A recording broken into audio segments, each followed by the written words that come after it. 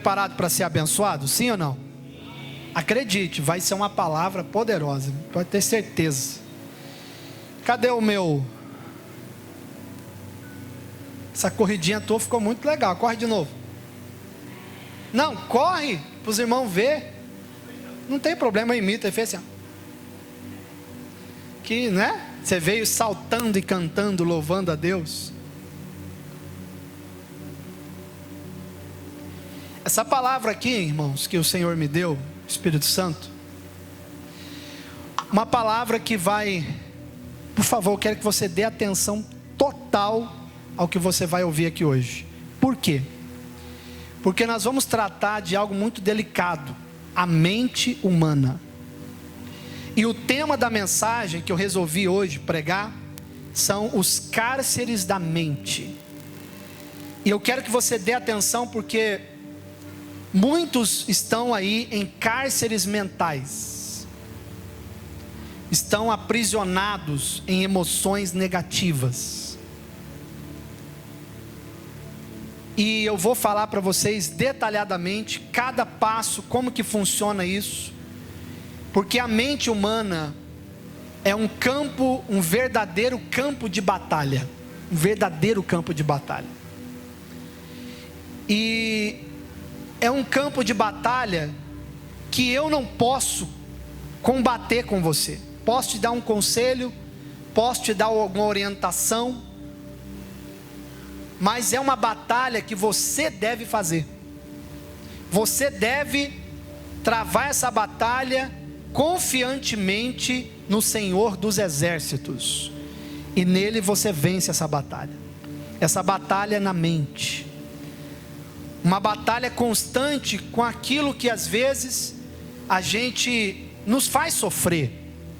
Muitas pessoas não conseguem vislumbrar uma vida nova, uma vida diferente, por causa desses cárceres mentais. Ok? Mas vamos aqui começar a falando sobre isso lá em Evangelho de Lucas capítulo 18. Tudo que eu falo tem embasamento bíblico. Só que antes de lermos aqui, deixa eu citar para vocês alguns tipos de cárceres da mente para vocês.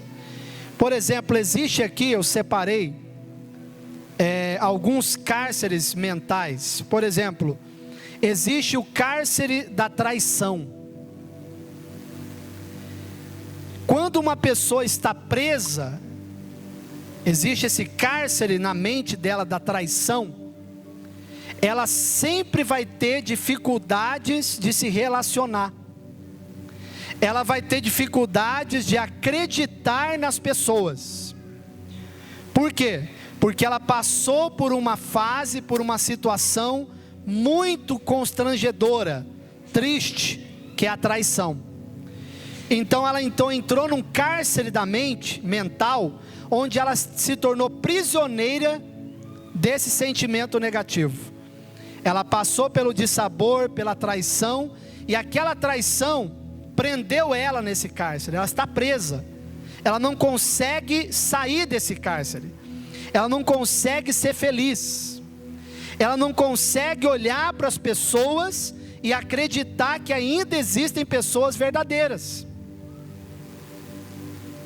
Existe também o cárcere do engano, pessoas que já foram enganadas. Se você não tomar cuidado, você acaba caindo, tá? Nesse engano da mente. A sua mente vai começar a sabotar os seus planos. Você tem um plano, você tem um propósito de vida, mas você foi enganado por alguém. Alguém enganou você. E esse engano, esse cárcere do engano, impede a pessoa também de confiar um no outro. Aí eu fui enganado no meu trabalho, me enganaram, agiram de má fé. E aí você, por estar nesse cárcere da mente do engano, você então, todas as vezes que você se depara com alguma situação parecida, você já começa a pensar que vai acontecer de novo. E você então começa a ficar triste, você começa a entrar numa angústia sem nenhum sentido, e as pessoas falam: por que você está estranho? Por que você está tão assim introspectivo? Por que você está tão calado? Por causa desse cárcere da mente. Eu falei para vocês, por que a batalha na mente é a pior? Porque ninguém consegue ver. Entendeu agora? As coisas externas, essas coisas a gente consegue ver. Agora, as coisas internas, somente Deus e você consegue ver. Sim ou não? Você não consegue. Eu não consigo ver o que você está pensando agora. Eu não consigo enxergar qual é a tua batalha que você está enfrentando na sua mente agora. Eu não consigo. Talvez a sua batalha seja contra o engano. Você tem dificuldade de acreditar nas pessoas. Talvez você tenha dificuldade de dar uma chance para a tua vida e ser feliz. E quem causou isso? Quem te jogou nesse cárcere? A traição, o engano. Existe também o cárcere do abuso sexual. Esse é um dos piores. Pessoas que foram abusadas sexualmente quando criança. Até mesmo mulheres que agora, depois de adulta, passaram por essa situação. Essas aí literalmente estão nesse cárcere mental do abuso sexual. E elas têm medo da vida. Tem medo. Elas simplesmente têm medo, e se algum homem se aproxima, ou no caso se foi um rapaz que foi abusado sexualmente quando criança, por um tio, por uma tia, pelo próprio pai, por um padrasto, né? Por um vizinho, não sei. E ela traz esse trauma com ela a vida inteira. Por isso que você vê que tem gente que era tão traumatizada que ela transfere esse trauma para os filhos, né? Ninguém pode se aproximar do filho porque ela já pensa que vai fazer a mesma coisa que fizeram com ela. Ela já não tem mais vida, ela está vegetando, ela está perdendo a vida que ela tem. Quem está me acompanhando, está entendendo? Ela está numa tristeza profunda, ela não consegue acreditar.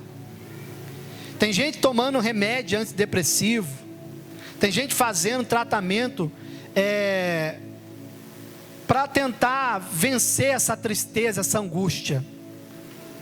Esses dias agora me mandaram uma notícia de um pastor. Isso que me fez pensar nesse estudo e compartilhar com os irmãos. Um pastor novo, rapaz, boa aparência, sabe, família bonita, simplesmente foi lá e cometeu suicídio. Aí eu fico pensando, o que leva uma pessoa a fazer isso? Ela não simplesmente acordou e falou: hoje eu quero morrer. Não, ela já estava num cárcere mental. Você está entendendo? Ela já estava num cárcere da mente ali. Algo estava prendendo, angustiando ela. E se não tiver ninguém que mostre para você o caminho da liberdade, o final vai ser a morte.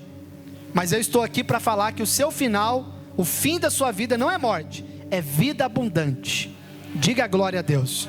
Amém? O Senhor não vai deixar isso acontecer com você. Só que você precisa sair desse cárcere. Hoje eu vou te dar todas as dicas, tudo que você precisa fazer para sair desse cárcere da mente. Outro tipo de cárcere também é o cárcere da mentira. Às vezes você está tão assim que as pessoas mentem tanto para você, que você já não acredita mais em ninguém, né? Talvez você foi até prejudicado por uma mentira de alguém. E isso vai fazendo você se tornar escravo daquelas emoções que vão, sabe, angustiando, tornando a tua vida amarga. Aí alguém chega em você e fala: não, fulano, estou falando a verdade. Você vai pensar que ela está falando o quê? Mentira. Você está no cárcere da mentira. Você foi tão enganado que você não acredita mais em ninguém. Talvez você entrou no cárcere da mentira quando você era criança. Seu pai mentiu muito para você. A sua mãe mentiu muito para você. Talvez alguém na sua infância mentiu demais para você, e você cresceu nessa prisão mental, que ninguém fala a verdade. Sempre que alguém se aproxima de mim, é com interesse por aquilo que eu quero, aquilo que eu tenho. Isso é coisa séria, por isso que eu falei, mas acalma o seu coração, porque até o final desse encontro, dessa palavra de hoje, você será livre completamente. Diga graças a Deus. E se você já é livre, vai permanecer livre em nome de Jesus. Amém? Outra coisa, vou falar em sequência para não demorar aqui nessa parte. É o cárcere da condenação e da culpa. Tem gente que vem se culpando a vida inteira de coisas que você fez. Talvez esse seja o seu cárcere mental. Você se culpa, você se condena por uma coisa que você fez ou deixou de fazer, ou algo que deu errado e você se sente muito culpado. Talvez você olhe para a sua vida hoje e você se sente culpado, de alguma maneira, de alguma forma, você se culpa. Você fala, não, eu tenho culpa, eu me sinto culpado, eu sou culpado da minha vida estar assim. Eu sou culpado da minha vida estar da maneira que está. Só que isso não pode continuar. Esse cárcere da culpa, da condenação, ele vai ser aberto hoje. A sua mente será livre e você vai poder viver e presenciar o manifestar de Deus na sua vida em nome de Jesus. Penúltimo tipo de cárcere é o cárcere do medo, e o último, o cárcere da implicância. Eu deixei esse último porque eu já passei por isso, eu estive nesse cárcere já. Eu já estive ali dentro desse cárcere mental da implicância. Eu vou te explicar. Você já reparou que existem pessoas que começam a implicar com você sem mais nem menos? Talvez você já implicou com alguém sem mais nem menos. Já viu? Ah, tomei birra de fulano. Ué, mas o que ele fez para você? Nada. Ele só existe. Fulano respira, eu fico nervoso. Isso não é uma coisa boa. Entende isso? Eu deixei para o final porque eu vou te explicar rapidinho. Eu estive nesse cárcere. Só que assim como eu estive, eu saí. E se eu sair, você também vai sair. Amém? Em nome de... Quem acredita nisso? Meu amado, de uma noite para o dia, sem mais nem menos, sem explicação, eu simplesmente comecei a implicar com a minha sogra. Sério, preste atenção. A minha sogra é uma pessoa maravilhosa. Inclusive muita coisa hoje a minha sogra, ela contribuiu muito, muito. É uma batalha, sabe, uma mulher guerreira, uma mulher vencedora. Mora só, o que ela faz hoje, eu admiro ela, porque o que ela faz, talvez 10 homens não teriam capacidade de fazer o que ela faz. É muito guerreira, é muito, sabe, é uma pessoa amável, tem os seus defeitos como qualquer um. Ela nunca me fez nada para mim falar, eu odeio ela, estou com raiva dela. Na verdade ela fez algo muito bom. A minha esposa. Aí era automático. Eu estou falando para você, olha como que começa o processo do cárcere mental.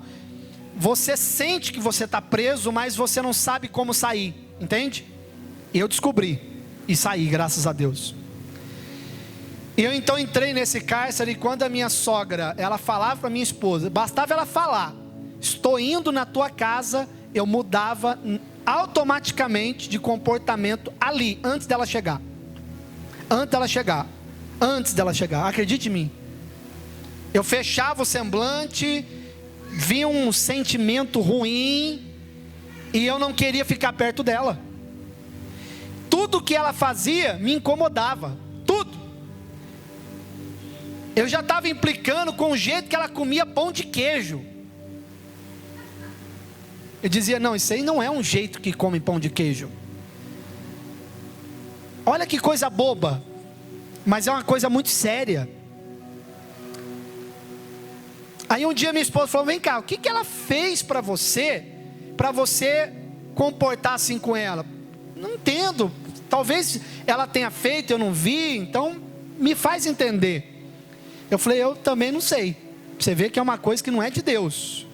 Eu falei: não sei. Mas eu falei: não, mas não tem nada contra sua mãe não. Ela falou: mas por que você muda? Eu falei: eu também não sei. Aí eu comecei a despertar, eu falei: não, eu preciso mudar, rapaz, isso aqui está me matando. Ela chegava, sabe, quando ela falava assim: hoje eu vou embora, eu já começava a ficar feliz. Eu já começava a falar: graças a Deus, demorou. Tipo, ela fala: não, eu estou pensando em ficar uma semana. Para mim era uma tortura, porque eu não queria ver ela todo dia, não queria levar ela para lugar nenhum, eu não queria fazer nada para ela, nada, simplesmente sem nenhuma explicação. Aí um dia, eu orando a Deus, falando, o Espírito Santo me mostrou que eu estava nesse cárcere e fui colocado ali pelo maligno, não é coisa de Deus, e ele poderia me ajudar, o Espírito Santo, a sair dali. E eu falei: então me ajuda, eu quero sair disso, eu não aceito isso, eu sou homem de Deus, eu não posso ser assim. E também, assim como da noite para o dia, eu entrei no cárcere, da noite para o dia, eu saí do cárcere. Diga a glória a Deus. E quando eu saí, a minha esposa ficou meio receosa, porque ela falou: minha sogra, estou indo. Eu falei: vamos, que hora que ela chega? Vamos lá buscar ela. Ela falou: você vai lá? Eu falei: vou, vamos lá. Aí quando ela chegou, fui, peguei a mala dela, coloquei dentro da coisa. Tá com fome, sogra? Você tá com fome? Ó, ela gosta de comer bolo, pudim. Falei: ó, eu vou fazer o meu pudim para a senhora comer. Eu acho que ela ficou com medo de comer o pudim, não sei, mas vai que, né, não sei. Você ficaria? Ficaria? Imagina, da noite para o dia mudar. E ela ficou assim: uai, mas por que o Júlio está assim, né? E ela gostou muito, porque ela gosta de pãozinho fresquinho, francês. Eu ia lá na padaria, nunca queria fazer isso. Eu fui lá na padaria, comprei o pão para ela, fiz para ela. Ela gosta daquela carne que a nossa irmãzinha Maiara faz, aquela carne gostosa lá da costela cozida, que até hoje ela nunca fez para mim, é só no sonho mesmo, dizer ela que é bom, né? Tem que provar para me ver o quanto é bom.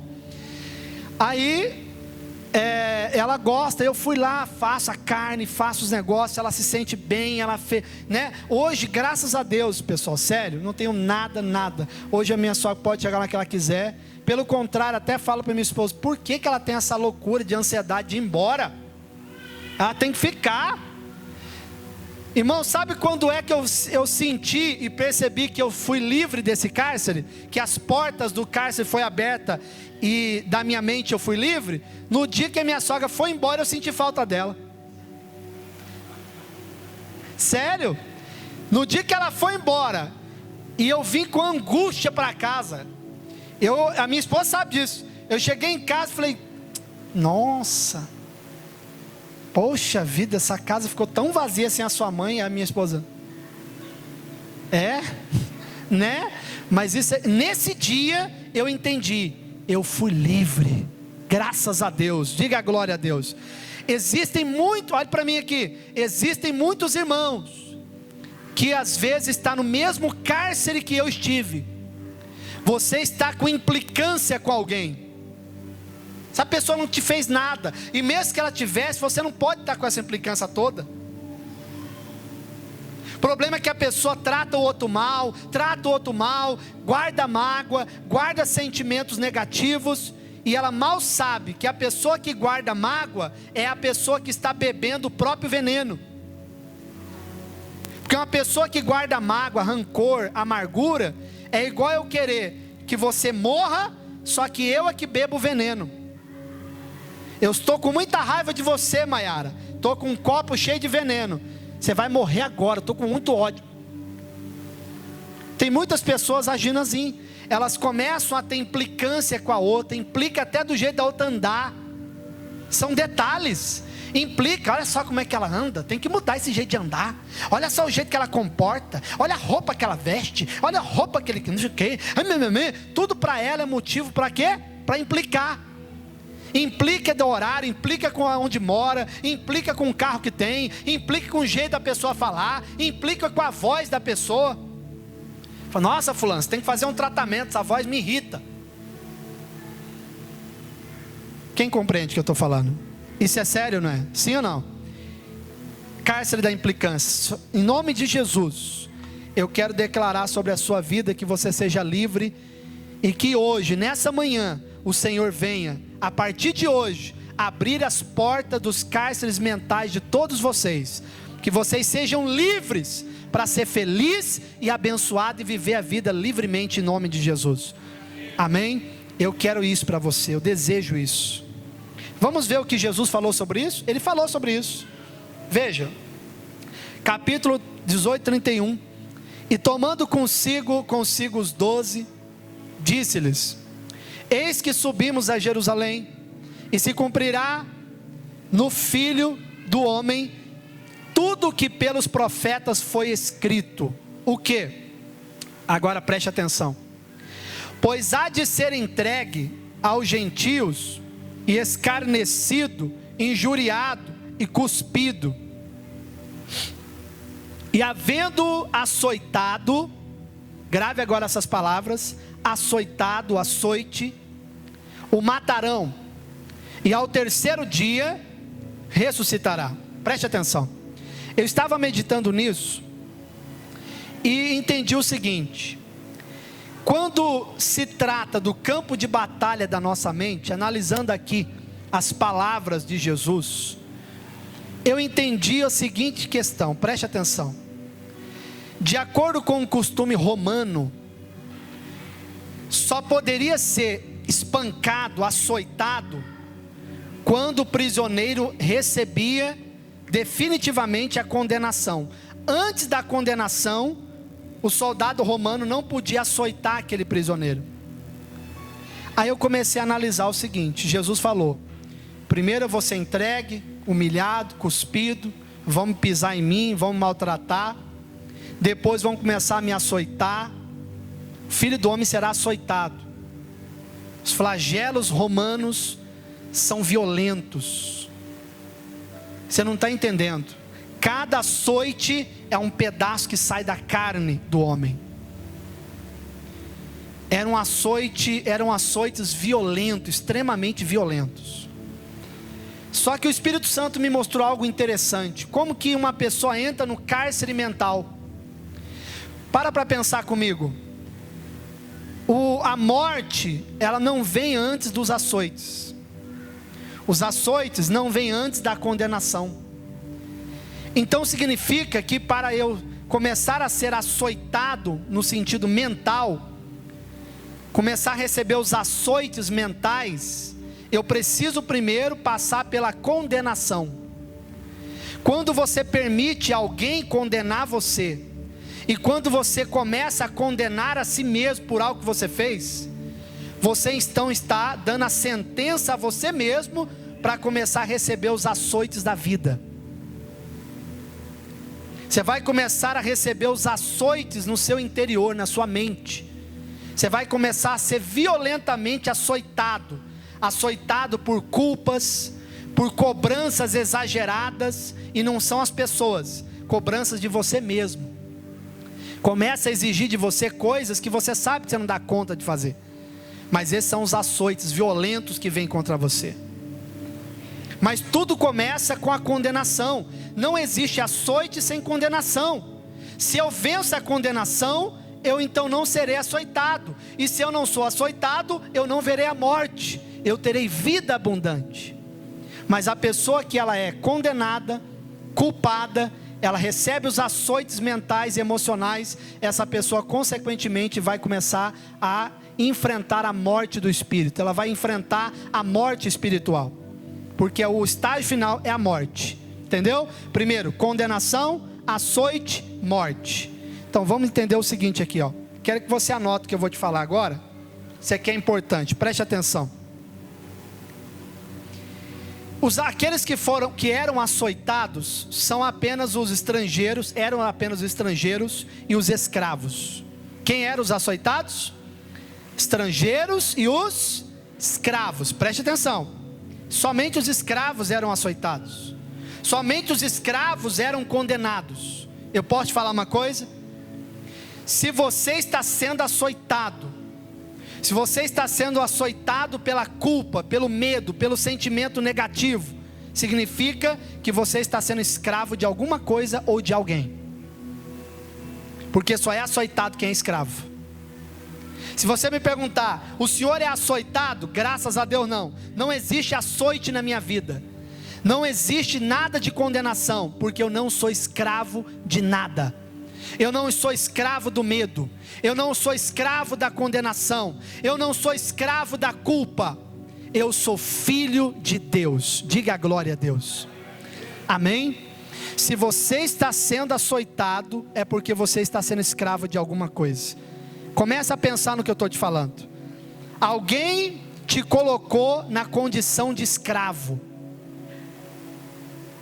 Você vai ter que viver com isso a vida inteira. Nem adianta disfarçar. Vai ter que conviver com essa realidade até a morte. A pessoa te colocou na condição de escravo. Não, eu não sou escravo de nada. Há mais de 2000 anos atrás, o Cordeiro de Deus morreu por mim. E através daquele sangue, todo o cárcere espiritual foi aberto. Hoje eu sou livre, eu já não sou escravo de mais nada, sou apenas um filho de Deus, vivendo a graça de Deus na minha vida. Diga a glória a Deus. A mente humana, ela é poderosa, e ela pode gerar luz ou escuridão. São 4 fases da vida do homem, na mente humana. O que acontece? Primeiro, existem os gatilhos mentais. Você tem costume de anotar? Anota aí. Os gatilhos mentais são lembranças, imagens mentais que você guarda. São gatilhos mentais. Vem os gatilhos mentais. Depois que existe o gatilho mental, existe as janelas da emoção. Janelas mentais da emoção. A janela da emoção, uma vez aberta, você vai passar pelo fluxo de emoções negativas, dependendo da janela que você está abrindo mentalmente. Então acompanha que você vai entender. Tudo começa, a janela é aberta por aquela chave, por aquele gatilho mental. Um exemplo: uma pessoa que foi abusada sexualmente, ou às vezes não teve amor de pai, porque tem gente que é assim, não teve amor de pai. Sim ou não? Não teve, não sabe o que é amor paterno, não sabe. Nunca teve um pai, o pai sempre foi ausente. E quando estava presente, ele era um pai violento, aquele pai agressivo.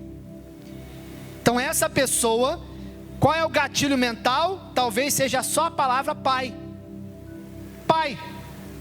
Isso é o gatilho que abre a janela das emoções, que coloca essa pessoa em um fluxo de pensamentos negativos, que traz sobre ela medo e condenação, e conduzindo essa pessoa a um estágio espiritual e mental totalmente depressivo e angustioso. Mas por que isso acontece? Porque ela ainda não conseguiu desativar esses gatilhos mentais. É igual, por exemplo, qual era o gatilho mental que eu tinha todas as vezes? O que precisava ser ativado na minha mente para mim ficar totalmente transformado, angustiado e totalmente esquisito? O que fazia eu mudar? Qual era o gatilho? A minha sogra, a implicância que eu tinha com ela. Então toda vez que eu falava do nome dela, o gatilho era ativado, a mente, a janela mental das emoções era aberta, e eu começava então a passar por um fluxo de pensamento negativo, e eu começava a ter comportamento que nem eu entendia, mas eu acabava tendo, porque a sua mente é o centro de controle do teu corpo. Responsabilidades excessivas, falta de esperança, entendeu? Compromisso que não estava dando conta de cumprir, são muitas coisas que podem desencadear a depressão, a tristeza. Acredite no que eu estou te falando aqui hoje. Jesus, Ele quer que você tenha uma mente totalmente livre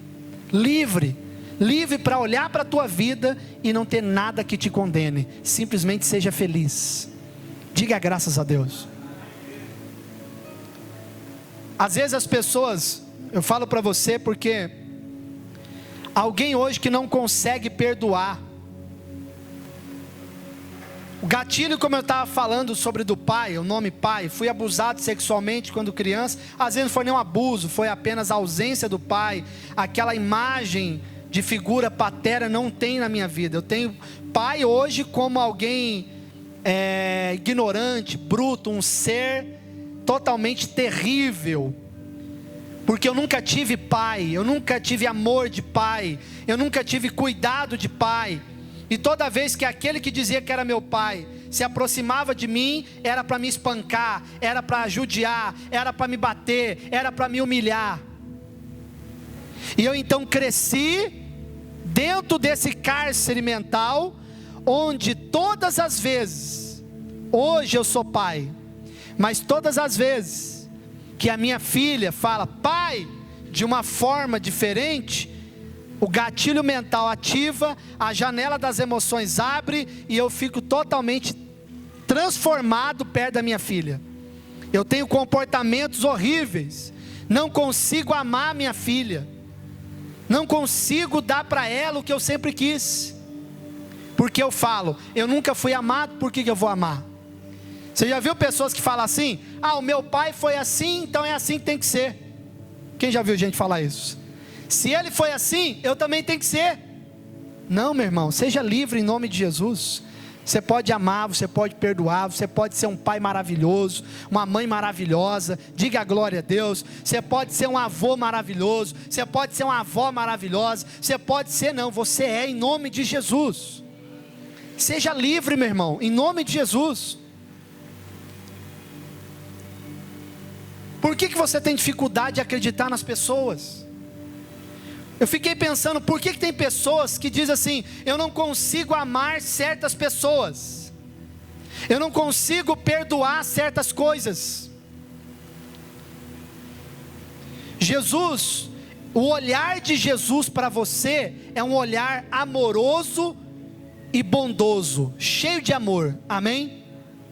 Aí eu comecei a entender uma revelação, que isso aqui está até no meu novo livro, mas eu trouxe para você essa revelação aqui. Lucas capítulo 11, versículo 34. Claro que no meu livro vai estar muito mais explicado, mas eu quero compartilhar isso aqui com você, que às vezes você já leu isso e talvez entendeu, teve vários tipos de entendimento, mas eu vou te mostrar por que Jesus falou isso. Vamos ver, você com certeza já leu esse versículo. Vamos lá? São os teus olhos, vamos comigo, a lâmpada do seu corpo. Se os teus olhos forem bons, todo o teu corpo será luminoso, iluminado. Mas se forem maus, o teu corpo ficará em trevas. Fale para mim, como pode alguém ser bondoso e cheio de amor, ter um olhar de ódio? É possível isso? Não. E como pode alguém maldoso, cheio de ódio, ter um olhar de amor? Aonde eu quero chegar? Jesus ele estava explicando o seguinte, que aqui existe dois tipos de olhares, o olhar do homem e o olhar de Jesus. Não adianta, por mais que você tente querer ser bom, você nunca vai ser. Completamente não. Por mais que você fale assim, eu não vou olhar para as pessoas com maldade. Quantas vezes você já falou assim? Não, eu tenho que parar com esse negócio. Eu olho para a pessoa, já estou caçando um negócio, já vi um defeito nela, já estou criticando sem eu querer. Um olhar crítico, né? Um olhar que condena. Quantos de vocês já pensaram, não, eu preciso mudar, eu vou mudar. Só que sem você perceber, você acabou tropeçando em seus próprios pensamentos, e sem perceber você acabou olhando para alguém novamente com maldade. Olhou para alguém condenando ela. Quantos de vocês aqui já passaram na rua e teve um olhar de condenação com aquele que mora na rua? Você nem sabe o que ele passa. Você nem sabe o que passa na mente daquela pessoa. Você nem sabe por que ele foi parar lá na rua. Talvez o indivíduo só está precisando de uma chance, de alguém que dê amor, que alguém que acredite nele, que acredite nela. Porque no amor você pode todas as coisas. Quando você dá amor, o amor transforma. Hoje você tem gente que não acredita no amor de Deus, porque não tem Deus como uma figura paterna, de pai. Tem Deus como um Deus que castiga, um Deus que pune quando você peca. Mas por que você pensa assim? Porque você tem um trauma de infância, e você acha que quando se trata de pai, esse negócio de pai não existe não. Pai é tudo igual.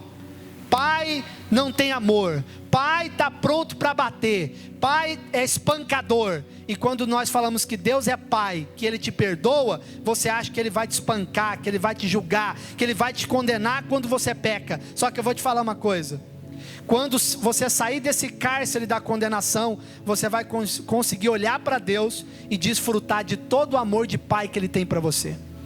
Diga graças a Deus. Ninguém mais vai prender a sua felicidade. Talvez hoje é o início de uma nova vida para você. Muitas coisas podem ser diferentes, mas tudo vai passar a ser diferente com a maneira que você olha para a sua vida. É isso que Jesus está ensinando. A diferença está no nosso olhar. Como que eu vou ter um olhar bom sendo eu mau? Como eu vou ter um olhar bom, cheio de amor, se eu tenho ódio dentro de mim? Como que pode? Então, do que Jesus estava falando? Ele está dizendo: bem, você pode olhar para a tua vida com os seus olhos. O olhar do homem é diferente do meu, porque o olhar de Jesus é um olhar amoroso, é um olhar misericordioso, é um olhar apaixonante. Jesus, quando estava na cruz, depois de estar todo, ensanguentado, cortado, ferido, maltratado, os homens estavam lá embaixo e ele ali, ele volta o olhar para os homens e diz: Pai, perdoa eles, porque eles não sabem o que estão fazendo. Esse é o olhar de Jesus, que por mais que você cometa erros, Ele continua acreditando em você, Ele continua amando você. Diga graças a Deus. Esse é o olhar de Jesus. Ele nunca olha para você te condenando, Ele nunca olha para você procurando os seus defeitos. O olhar de Jesus, Ele só olha para você com o olhar de: eu te amo, meu filho, eu não consigo ver em você defeito. Esse é o olhar de Deus para você. Quem quer ter esse olhar na sua vida, diga glória a Deus. Mas talvez você se sente preso, você se sente condenado, porque você está tendo apenas um olhar de homem. Você está olhando para a tua vida com os seus olhos, e quando você olha com os seus olhos, você começa a se condenar, porque o olhar do homem condena, o olhar de Jesus liberta. Diga glória a Deus. Você percebeu? Se alguém chegar aqui agora, preste atenção, vou te provar que Jesus está falando do olhar do homem e do olhar de Jesus aqui. Isso aqui não é o homem tendo uns olhos bons e o homem tem um olhar também mau. Não é possível isso. Tiago falou o seguinte: não pode de uma fonte salgada jorrar água doce, ou de uma fonte doce jorrar água salgada. Ou é bondade ou é maldade. E eu vou te falar uma coisa: Jesus falou para o jovem rico que chamou ele de bom: bom mestre. Jesus parou e falou: não, bom só tem um, Deus. Ou seja, o homem que tem um olhar bom é Jesus, não você. Você nunca vai ter um olhar bom, você sempre vai ter um olhar mau, mas o olhar de Jesus é bom. Então, se você olhar para a tua vida com o olhar de Jesus, tudo vai começar a ser diferente. Diga graças a Deus. Começar a olhar para as pessoas com o olhar de Jesus, você vai passar a ser uma pessoa mais misericordiosa, você vai passar a ser uma pessoa mais compreensiva. Se chegar agora, entrar aqui agora, nesse exato momento, um homem ou uma mulher, vamos pegar um homem, um casal, essa mulher está com a mini saia, com a metade da perna para fora, da coxa, certo? Está com um topzinho. O homem está com a camiseta, uma camisa, aquela regata, né? Bem, que aparece mesmo o corpo aqui, e aqui cheio de tatuagem. Acredite no que eu vou te falar, vai ter um monte de olhar condenando esse casal. Porque o olhar do homem sempre está pronto para condenar. Compreende isso?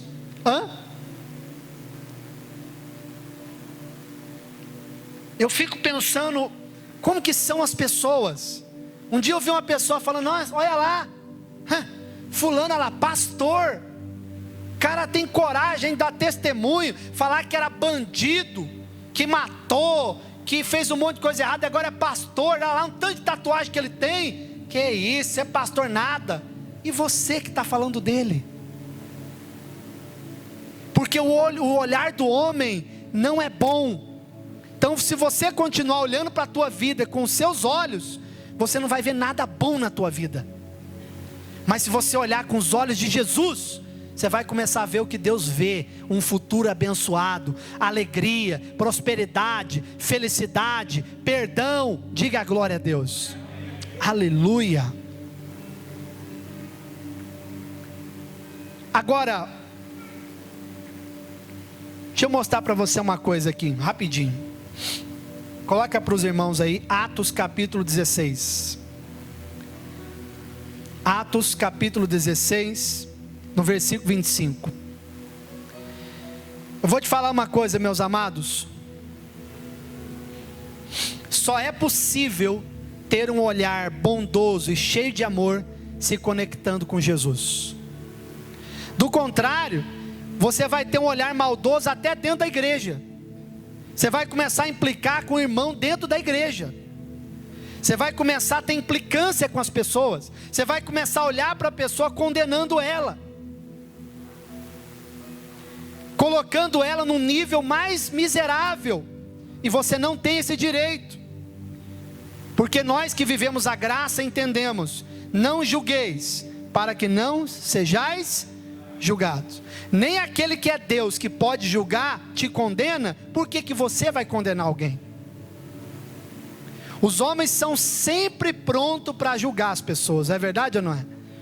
Nem todos aqui ainda têm coragem de falar. Por que tem gente aqui? Olha só, você quer uma prova que você tem um cárcere mental em você, que você precisa se libertar disso? Você chega perto de determinadas pessoas, você estava igual eu com a minha sogra, você se sente mal. Você muda o seu comportamento na hora. Você está ali. não sei o que, conversando, dá uma risada aí, porque você está triste. E aí não sei o que, então, quer dizer, aí se o Henrique se aproxima, vem cá, Carlos Henrique.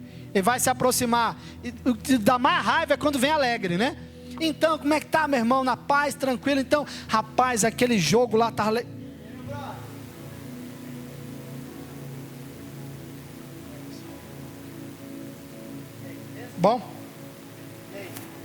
Bom. Não, depois a gente conversa, tá? Não, tô cheio de compromisso, tá? Deus abençoe, amém. É assim ou não é? A pessoa não pode chegar perto que você muda. Agora eu te pergunto, quem é que tem que se libertar? Ela ou você? Você. Porque se você rodar em todas as igrejas de Goiânia, pode acreditar, o cárcere está na sua mente, não no lugar. Você pode se livrar dessa pessoa aqui na comunidade, mas você vai encontrar alguém parecido com ela lá no outro lugar. E lá você também vai ter implicância com outro, e com outro, com outro, com outro. O problema está em você, está na sua mente. Uma mente livre é uma mente sadia, que não tem problema com ninguém. Diga graças a Deus. Compreendeu isso que eu estou te falando? É dessa maneira, a pessoa implica dessa forma, muda totalmente o jeito de ser, a pessoa se transforma perto da outra. Como que pode isso? Eu vou depois criar um bloco aqui chamado Experiências de Uber, porque o Henrique me conta cada história que você não está entendendo, né, Henrique? Não é isso? Vem cá rapidinho. Não, é rapidinho, vem cá. Não, só vou te perguntar, você só responde. Pá, tá bom? Olha só que coisa, ele me compartilhou um negócio comigo que eu fiquei chocado, como é que é? E eu fiquei preocupado ao mesmo tempo. Você vai entender por que eu fiquei preocupado. Ele foi buscar, era um casal e a mãe, né? De uma igreja. Uma igreja aí. Aí ele parou lá na frente e tal, e a família entrou, né? Para ele levar foi na casa deles. E o Henrique ali dirigindo. Prudentemente, aí no caso eu tenho que orar por você. Mas essa aqui é outra história para as coisas experientes de Uber. Depois eu falo para vocês, em nome de Jesus. Ô Senhor, livre, em nome de Jesus. Quase me mata um dia. Mas tá bom. Tá bem que eu tenho certeza da salvação. Aí ele pegou essa família. E a família acabou de sair do quê mesmo? Só vai me responder, né? A família tinha acabado de sair do quê? Do culto. Da reunião lá da igreja, do culto. Eles falam culto, né? E tal, igreja.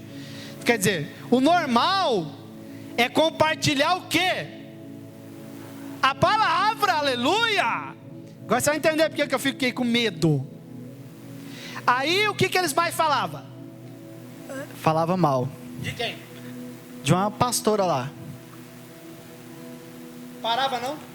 Não, em nenhum momento eles comentaram sobre a pregação, sobre a ministração. Eles, o tempo todo, até o final do trajeto, eles estavam com BO lá, com a pastora lá. Não teve nem coragem de falar que era pastor depois dessa lá. Deus abençoe. Imagina falar, peraí irmão, você também é sem vergonha. Deus abençoe. Quem compreende o que eu estou falando? Olha que, sério, eu fiquei chocado. Eu falei, o quê? Misericórdia. O que você fala daqui para tua casa? Você está entendendo o que eu estou falando? O que as pessoas comentam, Jesus? Será que elas estão comentando o quê? Talvez ela volta para casa não falando mal de mim, mas volta para casa comentando a vida alheia, comentando a vida do irmão, comentando a vida do jeito que o outro fez, o outro sentou, a roupa. Gente, você vem para cá para buscar o Senhor, a palavra, compartilhe a palavra, diga graças a Deus. Como é que pode o percurso todinho falando mal da pastora, lá não sei que pastora que era, ela está errada? Se tivesse errado também. Agora irmãos, eu oro a Deus que você não caia nessa tentação, desse engano mental, que você seja livre para você não se tornar escravo de momento nenhum, de nenhuma pressão psicológica ou emocional ou espiritual.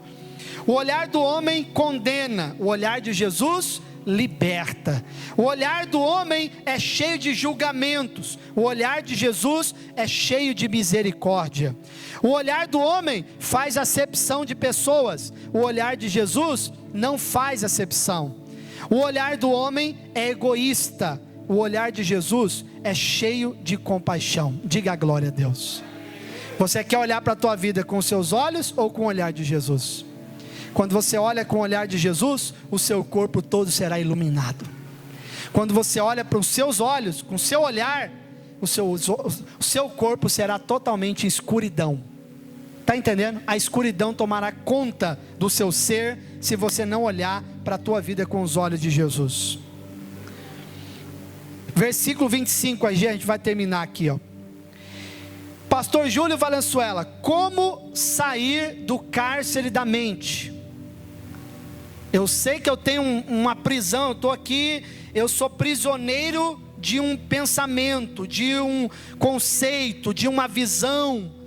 Como que eu saio, pastor, desse cárcere da mente? Está aqui, ó. Por volta da meia-noite, Paulo e Silas oravam e cantavam louvores a Deus. E os demais companheiros de prisão escutavam.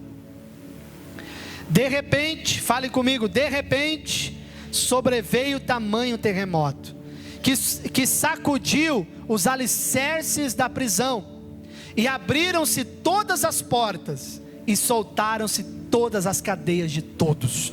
Diga a glória a Deus. Sabe, duas coisas o Espírito Santo me mostrou aqui. Primeiro, oração. O que é oração aqui? Oração, relacionamento com Jesus. Segundo, louvor, gratidão por aquilo que Ele fez em nossas vidas. Me respondam, até hoje, Deus já fez algo bom na sua vida por você?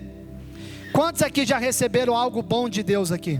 Já ou não? Já receberam? Então me responda uma coisa, sabe por que você continua dentro desse cárcere mental de angústia? Porque ao invés de você louvar a Deus por aquilo que Ele já fez, você fica reclamando por aquilo que Ele não fez. E quanto mais você reclama por aquilo que Ele não fez, mais escravizado você será pela tua própria mente, Mas quando você fazer igual Paulo e Silas, ao invés de reclamar, ao invés de murmurar, ao invés de ficar falando e reclamando daquilo que eu não tenho, mas eu começar a orar, me relacionar com Jesus e louvar a Deus por aquilo que Ele já fez, naturalmente, o cárcere mental, as portas se abrirão, você será livre completamente. Diga graças a Deus. Livre, livre. Fala para mim, preocupação excessiva vai pagar a tua conta? Por que você fica angustiado com isso? Tem gente que parece que vai morrer, parece que é uma angústia que não acaba, é aquela coisa, sabe, meu Deus, ai, meu irmão, guarda o teu coração, o estresse pode te levar até um ataque fulminante, você sabia disso, né? Até um ataque cardíaco, qualquer coisa. Então guarda o seu coração, meu irmão. Ficar preocupado, ficar louco, angustiado, não vai colocar dinheiro na tua conta, não vai resolver a tua vida. Você precisa começar a ativar o gatilho certo. Ative o gatilho da graça na sua vida. E aí você ativando esse gatilho, as janelas e as comportas do céu se abrirão. E você vai começar a ver as coisas boas de Deus acontecendo na sua vida. Você vai começar as coisas melhorarem. Diga glória a Deus. Se a sua vida exterior não mudou, é porque no seu interior continua a mesma coisa. Se aqui está em treva, em escuridão, como que eu vou enxergar algo bom na minha vida? Primeiro, eu mudo aqui dentro. Depois, aqui fora, é consequência de uma mudança interna. Se aqui dentro muda, naturalmente aqui fora tudo vai começar a ser diferente. Diga graças a Deus. Amém? Talvez você pense que a solução é trocar de parceiro, parceira. Ah, porque esse marido, no dia que se eu me relacionasse com outro, não, isso só vai ser uma troca de parceiro. Você tem que mudar aqui dentro de você. Muda. Olha para a tua vida com o olhar de Jesus. E o seu corpo será completamente luminoso. Você não será açoitado pela condenação. E muito menos passará pela morte. Mas você vai ser tão iluminado que ao olhar para a tua vida, ao invés de ver problema, você vai começar a ver solução. Você vai começar a ver Deus agindo por você. Diga graças a Deus. Quem acredita nessa palavra, diga amém. Aplauda o Senhor por isso, Ele é maravilhoso. Diga glória a Deus. Aleluia.